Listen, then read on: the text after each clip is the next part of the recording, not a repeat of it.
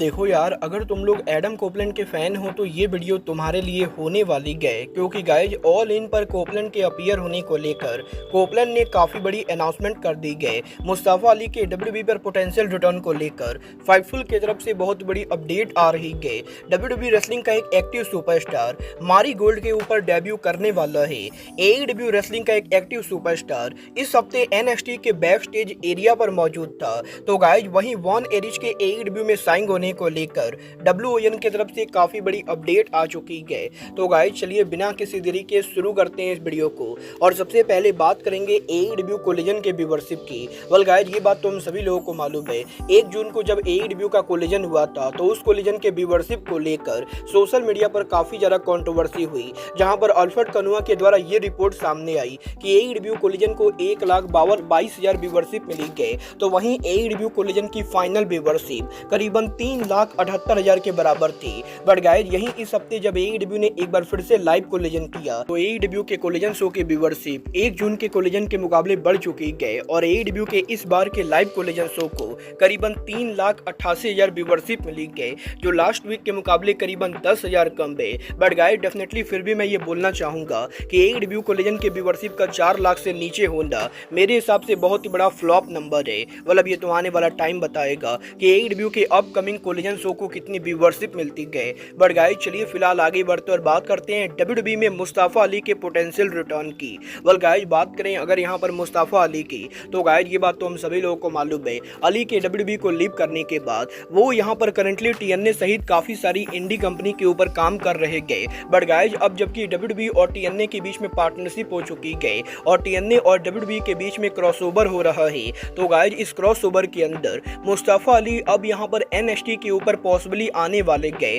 क्योंकि guys already यहाँ पर एनएक्सटी के बैटल ग्राउंड पेपर व्यू के बाद टीएनए और एनएक्सटी के मैनेजमेंट के बीच में टैलेंट शेयर को लेकर बातें चल रही गए। और गाइज मुस्तफा अली वो बड़ा नाम है जिसको यहाँ पर शॉन माइकल डब्ल्यूडब्ल्यूई के एनएक्सटी पर दोबारा देखना चाहते गए। और गाइज डब्ल्यूडब्ल्यूई और टीएनए के क्रॉसओवर के अंदर डब्ल्यूडब्ल्यूई कंपनी अली को यहाँ दोबारा डब्ल्यूडब्ल्यूई के शो पर क्रॉसओवर में लाना चाहती गए। बट गाइज यहाँ पर मुस्तफा अली वो इकलौता नाम नहीं गए जिसे यहाँ पर शॉन माइकल एनएक्सटी पर लाना चाहते गए। गाइस यहाँ पर ये बात तो हम सभी लोगों को मालूम है, आज यहाँ पर डब्ल्यूडब्ल्यूई के एनएक्सटी के ऊपर कोडी रोड्स ने इस चीज को अनाउंस किया कि नेक्स्ट वीक एनएक्सटी के ऊपर 25 मैन बैटल रॉयल होने वाला है और उस बैटल रॉयल को जो जीतेगा वो यहाँ पर ट्रिक विलियम्स को एनएक्सटी टाइटल के लिए चैलेंज करेगा। और अब यहाँ पर इस मैच के अंदर भी पॉसिबली टीएनए के रेसलर्स अपीयर हो सकते गए, क्योंकि गाइस यहाँ पर करंटली डब्ल्यूडब्ल्यूई और टीएनए के लॉकर रूम के अंदर टीएनए रेसलिंग के काफी सारे रेसलर्स के एनएक्सटी पर पॉसिबली अपीयर होने को लेकर इस समय बातें चल रही गए। और गाइस बुलेट क्लब के करंट मेंबर एस अस्टिन सहित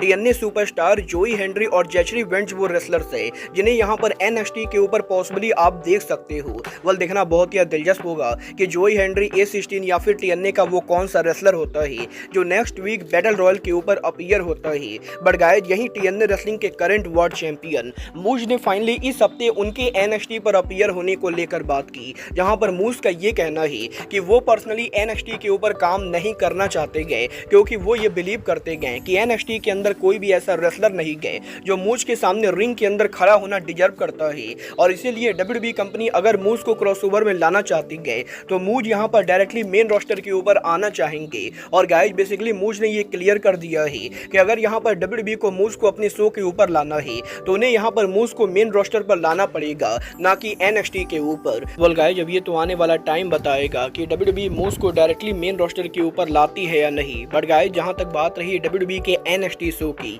तो आज यहां पर डब्ल्यूडब्ल्यूई के एनएक्सटी के लाइव शो के ऊपर कोडी रोड्स के साथ साथ एनएक्सटी के बैक स्टेज के ऊपर एक और सुपरस्टार मौजूद था जो यहां पर डब्ल्यूडब्ल्यूई का रेसलर ना हो के बल्कि एईडब्ल्यू का कॉन्ट्रैक्टेड रेसलर है। और ये रेसलर और कोई नहीं बल्कि एईडब्ल्यू सुपरस्टार रेबेल है, जो यहां पर आज एनएक्सटी के पूरे शो के दौरान डब्ल्यूडब्ल्यूई के एनएक्सटी के बैक स्टेज एरिया के ऊपर मौजूद थी। और गाइस वैसे तो रिपोर्ट्स का ये कहना है कि रेबल यहाँ पर पॉसिबली एनएक्सटी में किसी ऐसे रेसलर से मिलने आई थी जिनका यहाँ पर उनके साथ रिलेशनशिप है। बट गाइस यहाँ पर अभी तक एग्जैक्टली क्लियर नहीं हुआ है कि एईडब्ल्यू के कॉन्ट्रैक्टेड रेसलर रेबल एनएक्सटी के बैक स्टेज पर क्या कर रही थी। वेल गाइस ये तो बात है डब्ल्यूडब्ल्यूई के एनएक्सटी शो की। बट गाइस चलिए फिलहाल आगे बढ़ते और बात करते हैं जापान की brand new wrestling woman company मारी गोल्ड की। वेल गाइस ये बात तो मैं आपको ऑलरेडी बता चुका हूँ, जापान के अंदर रोजी अगावा ने उनकी न्यू रेसलिंग कंपनी मारी गोल्ड को स्टार्ट कर दिया है। और रोजी अगावा के इस कंपनी के ऊपर अब यहाँ पर फाइनली WWE कंपनी का एक बड़ा सुपरस्टार अपीयर होने वाला है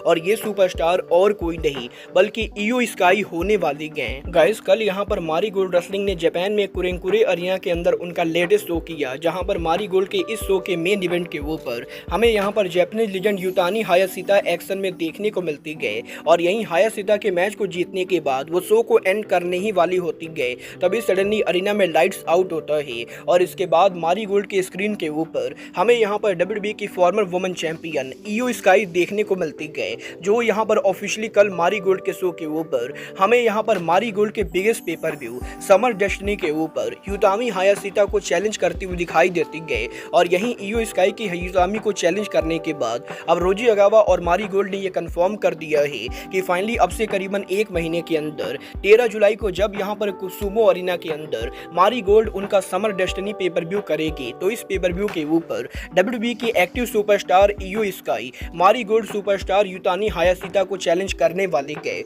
वल देखना बहुत ही दिलचस्प होने वाला है कि WWE को और कौन कौन से एक्टिव रेसलर होते गए जो समर डेस्टिनी के ऊपर रोजी अगावा के प्रमोशन पर काम करते हैं। बट गाइस चलिए फिलहाल आगे बढ़ते हैं और बात करते हैं AEW के farmer TNT champion Adam Copeland की। वल गाइस बात करें अगर यहाँ पर एडम कोपलैंड की, तो गाइस ये बात तो हम सभी लोगों को मालूम है, AEW के डबल नथिंग पर steel cage TNT championship match के अंदर एडम कोपलैंड को यहाँ पर टीबिया इंजरी हो चुकी है और वो यहाँ पर ऑलरेडी उनकी इंजरी की सर्जरी भी करा चुके गए और यहीं एडम कोपलैंड के सर्जरी के बाद आज यहाँ पर एडम कोपलैंड के लेटेस्ट इंटरव्यू के अंदर कोपलैंड ने ऑल इन पर उनके पॉसिबल अपीयरेंस को लेकर बात की, जहाँ पर कोपलैंड का ये कहना है कि लास्ट ईयर जब वेम्बली में ऑल इन पेपर व्यू हुआ तो कोपलैंड यहाँ पर उस शो को देखकर काफी ज्यादा इंप्रेस हुए थे और गाइस कोपलैंड को पहली बार कोई ऐसा रेसलिंग इवेंट देखने को मिला जो यहाँ पर कोपलैंड को रेसलमेनिया के कैलेबर का लग रहा था और इसीलिए इस साल के ऑल इन के ऊपर कोपलैंड यहाँ पर पर्सनली रेसल करना चाहते थे। बट गाइज अब यहाँ पर कोपलैंड के टीबिया इंजरी और सर्जरी के बाद कोपलैंड यहाँ पर चाह कर भी इस पेपर व्यू पर कम्पीट नहीं कर पाएंगे,